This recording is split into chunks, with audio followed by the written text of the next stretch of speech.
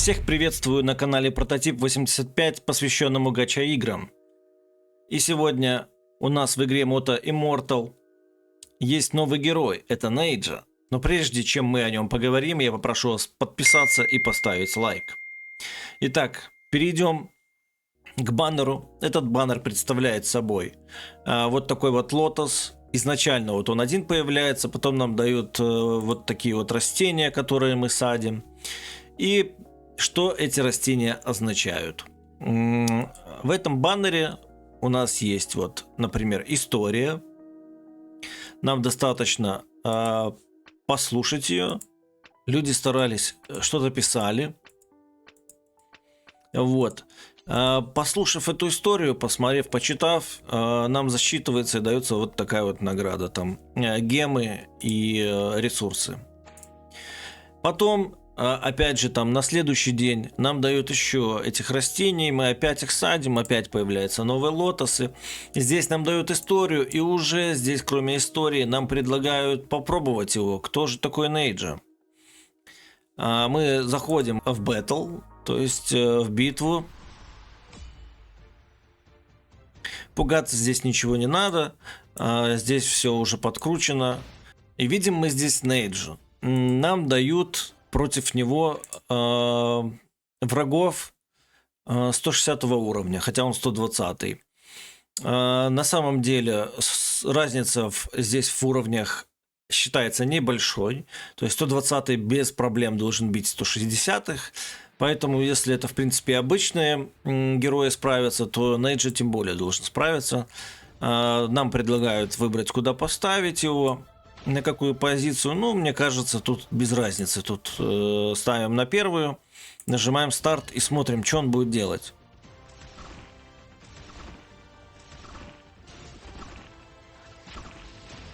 Мы видим, что он бегает по территории, распускает лотос. Таким образом он наносит массовый урон. Хотя у него осталось у самого треть здоровья. Опять же, давайте попробуем в другой битве. Может, там посложнее. Так, ставим сюда. Поехали.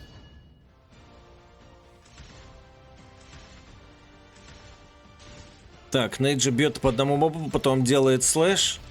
Перескакивает и начинает бить масухами с ульты. Ульта заряжается, опять он дает масухи. Одним скиллом он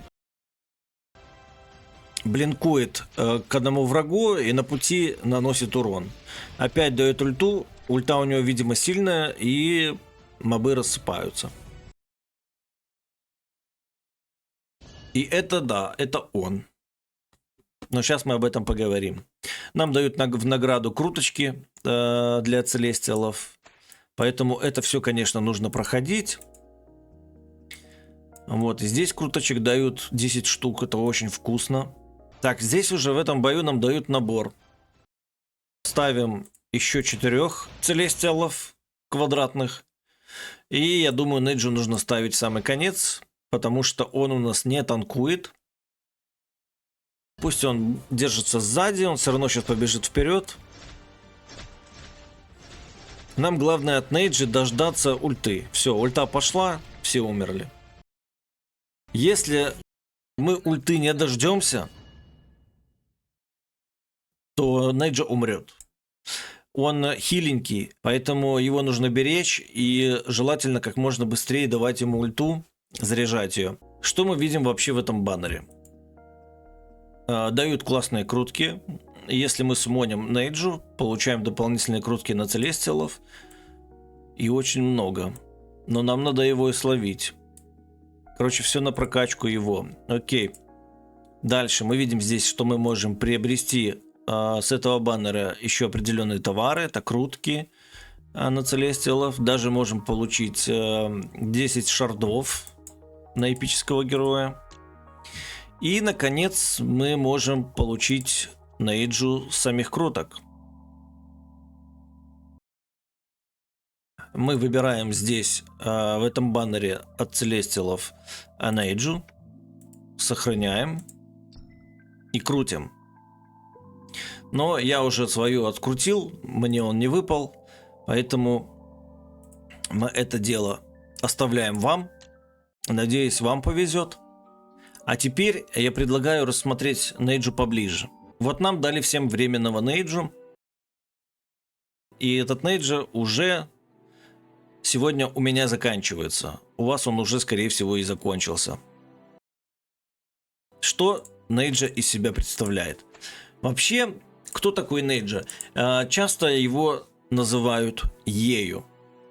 И все думают, что это девочка. Но будем честными, он так и выглядит. Например, мы возьмем Юлао. Это тоже мальчик.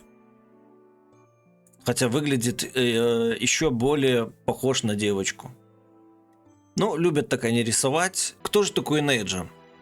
Нейджа – это легендарный герой китайской мифологии, сын бога Лидзин. Это озорной мальчишка, такой подросток со сверхъестественной силой, силой огня, ну или лотоса. У него есть копье огненное, и во многих играх он сейчас представляется, бегает, летает, у него есть вихревые колеса огненные. Он такой массовик озорной. Вот, поэтому мы здесь и видели в скиллах, что он катился от моба к мобу и лотосом своим разбивал, там, плюс с копьем бил. Давайте посмотрим, какие у него скиллы вообще. Первый скилл – это заряд ветра. Что он делает?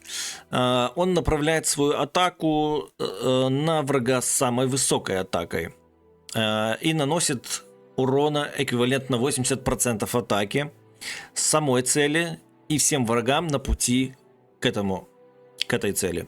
Пока Нейджа находится в воплощении лотоса, это его ульта, то наносит урон уже 120% таргету и врагам на пути. Плюс еще сшибает их. Со временем, как мы его прокачаем, у нас, естественно, растет урон. Там 100, 140. На 3-м уровне мы получаем навыка повышения атаки на 25%. Это не урона, а атаки. Но это при ульте, опять же. Плюс скорость атаки на 4-м уровне. Хорошо, что мы из этого можем сделать? То, что он перемещается по полю, плюс сбивает врагов. Это очень похоже на Немезис. Давайте посмотрим второй скилл. Второй скилл — это лотосовый щит. Он накладывает на передовых союзников, которые впереди двое находятся, огненную душу в самом начале. Это как пассивка. И повышает атаку на 10%, а также на 30% до конца битвы повышает защиту и магическое сопротивление. Когда любой из этих героев падает, Нейджа возвращает себе огненную душу, и она дает ему 20% к атаке и 40% к защите и магическому сопротивлению. Уже на 3-м уровне мы видим, что также дает щит 200% во время возврата души. То есть, когда кто-то погиб. Ну и дальше просто идет повышение. То есть, уже 50% защиты и магического резиста и 30% атаки. Из этого можем сделать вывод, что он неплохо бафает передовиков, потому что 30% это хорошо. Атаки маловато дает, но 30% он сейвит. Переходим к ульте. Итак, скилл называется «Цветущий огненный лотос», где Нейджа наносит 200% урона от атаки врагам в пределах 3 метров. А также входит состояние воплощения лотоса, где повышается 15% вампиризм, он начинает отъедаться, и также он усиливает остальные скиллы и наносит 90% атаки, урон каждую секунду врагам в пределах 3 метров. То есть он наносит один раз 200%, и потом идет постоянный дамаг тикающий. Воплощение лотоса Снижает броню ближайшего врага. Все, кто возле него стоит. На 10%, но на 2 секунды. Но этот эффект может стакаться. И уже повышает на 3-м уровне скилла кражу здоровья на 30%. Окей, но зато в 4-м мы видим, что на протяжении воплощения лотоса, то есть во время ульты, это состояние продлевается до 15 секунд. То есть пока вы не качнете до 221 уровня, здесь половина ульты работать у вас не будет, по сути, получается. Потому что даже первый скилл у него зависит от воплощения лотоса. Вот мы видим, да, что пока воплощение лотоса, дамаг увеличивается, он там откидывает всех и так далее. Но для того, чтобы это работало, нам надо вкачать 221 уровень обязательно. И тогда оно все между собой будет работать. До 221 уровня с ним будет играть явно сложно, потому что половина скиллов будет работать наполовину. Поэтому качаем уровни. Но ульта у него мощная, как мы видели. Плюс он отъедается и щит себе вешает вот за счет какого тут второго скилла, да. Хорошо, давайте перейдем к следующему скиллу. Этот скилл называется армиллярная пила. Что он делает? Он притягивает космическим поясом 2 врагов рядом с ним в 1 метре. И он наносит удар огненным копьем 100% от атаки. Также он нокает, то есть сбивает врагов, пока находится в состоянии лотоса. И от этого атака повышается до 160% урон. Дальше повышает урон, это на 2-м уровне уже 120%, и в состоянии лотоса уже 180%. Окей. На 3-м уровне враги, ударенные Нейджей в состоянии лотоса, получают на 20% больше урона в течение 8 секунд. И на 4-м уровне мы видим, что он может уже притянуть к себе 3 врагов. Что нам дает эта притяжка в 1 метре? Разве что контроль, если они на ком-то заагрены, то они уже не будут бить и чуть отъедут к Нейджа. Потому что 1 метр это мало. И урон они будут получать на 20% больше от Нейджа.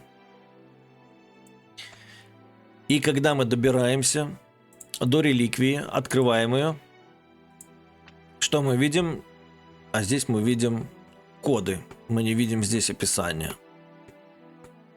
Но видим на 4-м уровне, что он восполняет себе 300 бонусом энергии и повышает реген энергии на 30%. Аж со старта битвы. Ну, здесь, скорее всего, все скиллы реликвии именно на энергии, потому что ему нужно в первую очередь, как я считаю, вот у вас пока не будет реликвии, ему нужно бустить срочно энергию, потому что без энергии он толком не будет нормально бить, а весь основной урон у него идет как раз-таки от ульты. Какой можно сделать вывод с этого? Я не особо увидел какого-то от него мощи, пока он не начал ультовать. Когда он начал ультовать, все начали падать. Это хорошо. Могу ли я назвать его имбой? Нет, не могу. Есть такая героиня, например, Немесис, которая летает по всему полю, сшибает, притом во время своей ульты она становится невосприимчива ни к урону, ни к таргету. Я могу единственное, что сделать, это сравнить Неджу с ней, с Немезис. Он явно не сильнее ее, по моим ощущениям, опять же, личным. Но здесь есть один минус, он целестиал. И целестилов сложнее добывать. И пока вы его прокачаете, откроете ему реликвию, он может быть не востребован. Я так скажу. Он сильный персонаж, но только в мид и энд гейме. В начале он вам не особо поможет, потому что вы все равно уходите вперед, и разница у вас с врагами очень большая.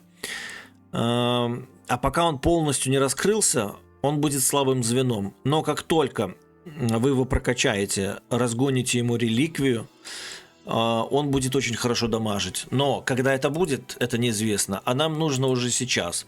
Поэтому сейчас вот я использую, например, Nemesis. Она разруливает все пачки. Очень хорошо и заходит Никс без пробуд. Без пробуд. Заметьте, и это тоже Celestial. И она в паре с Nemesis убивают пачки. Если бы она просто одна была, вряд ли бы она это делала. Но вместе они таргетят одну цель, они быстро ее убивают. Мне Никс, например, нравится. Непробужденная Дионисус делает очень много работы на поле. Она не прокачана, не пробуждена. У меня нет ее копий, только одна. Она делает очень много работы. Я могу назвать ее Целестилом. Никс, в принципе, могу назвать Целестилом. Но это учитываем, что на непрокачанных, то есть непробужденных героев. А Неджу пробужденный, это вот мы пробужденным били Неджа. Без полностью прокачанных скиллов, вот ульты, да, где 15 секунд идет лотос. Без этого он слаб. Без реликвии он слаб, потому что нет энергии. В пачке, где ему дают энергию, еще окей. Но воплощение лотоса нам надо не 2 секунды, как здесь написано. Потому что я так понимаю, что оно длится 2 секунды. Других метрик я здесь не вижу. Здесь повышается до 15, но 15 это уже другое дело, это совсем другое дело. Поэтому мой первый взгляд такой. Возможно, я в чем-то не прав, но как обычный игрок я вижу Неджу таким. И я думаю, что остальные в большинстве своем видят его таким. Давайте почитаем, например, что пишут люди. Общая оценка 4,6 для Celestial. Ну-ка, давайте посмотрим оценку Nemesis. 4,8, пожалуйста. S-тир. The best и так далее, короче. Super powerful. Окей, открываем Нейджу. Вот, оценка 3. Может наносить урон, но не может выживать. Отлично заходит на босса. Да, есть такое у него. На босса он заходит неплохо. Кто-то пишет, что он такой же, как Амун-Ра. Кто-то пишет, что это C-тир, а не S. Он постоянно умирает в каждой битве. На самом деле, я тоже им играл какое-то время, пробовал. И он ставил его вместо Никсы. И он постоянно дох. Но сейчас мы увидим, я вам покажу. И я его в итоге убрал, поставил Никсу и дальше проходил. Но опять же, его надо качать полностью, иначе вы его не раскроете. Пишет, что он не танкует. Это правда. Его нужно беречь. Не сберегли, урон он не нанес и умер. Давайте Неджу сводим, например, вот на этого босса. Посмотрим вообще, кто тут чем бьет.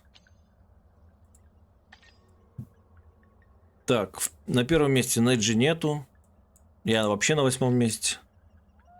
Никто Неджу не ставит. Притом он еще у всех есть. О, есть Неджа. Убираем Nemesis. Ставим Неджу. Поехали.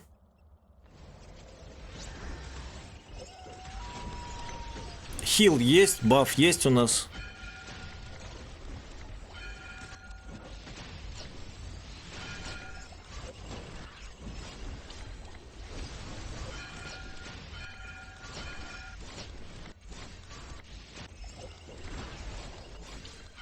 Но ему Кайшин заливает энергию, и Юлао заливает энергию.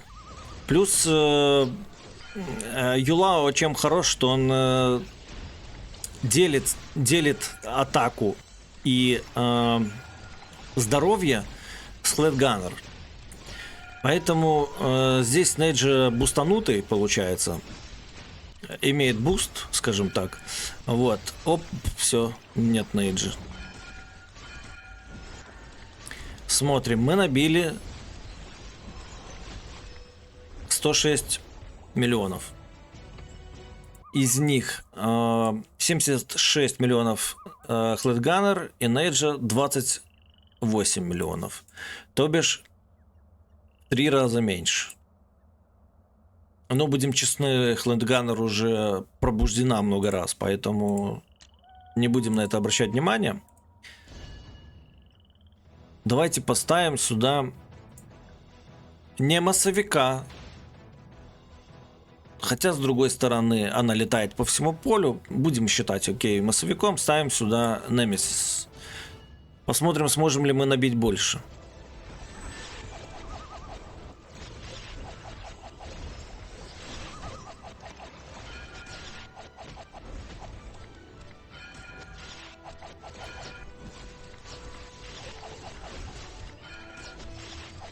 Вот Немесис летает по всему полю.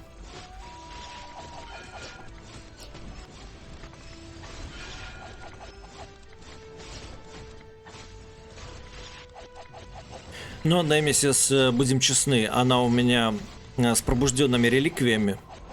Там больше блинков идет.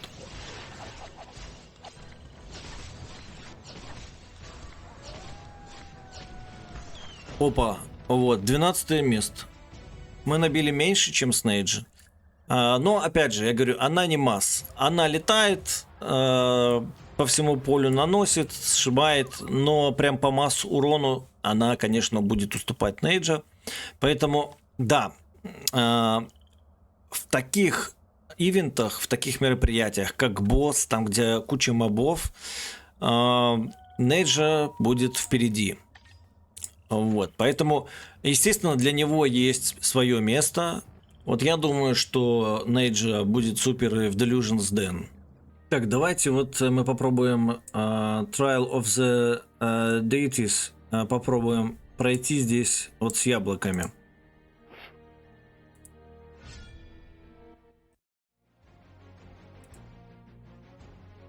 Вот сейчас мы попробуем моей командой, да? Как она пройдет.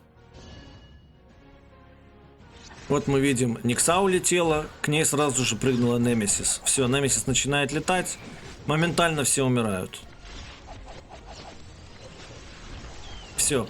Почему? Потому что Никса и Немесис, они фокусируют одну цель.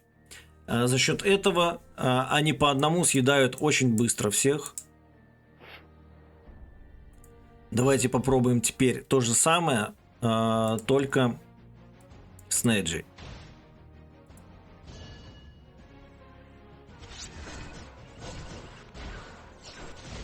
Так, вот Нейджа побежал назад. На него согрелся танк. Все, Нейджа раздамажил тоже. Ну, там Никса еще поработала на заднем плане. Все. Он неплохо разобрался. Хорош ли он? Да, хорош. Его минус в том, что он целестил. Почему минус? Потому что его сложно качать.